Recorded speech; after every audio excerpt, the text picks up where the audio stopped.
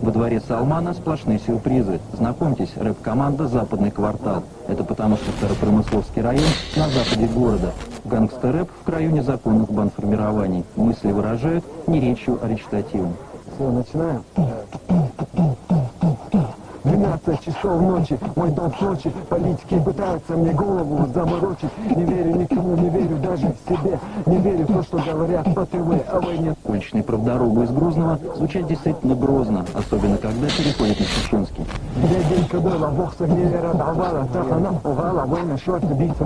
Кончилось. Вглядываясь, видишь людей, тоскующих по миру. Они все страшные оптимисты и верят в лучшее, потому что хуже быть не может. Но наши надежды и наши желания помогут нам увидеть этот мир без страдания, помогут нам избавиться от мрака и грез и когда-нибудь увидеть этот мир без слез.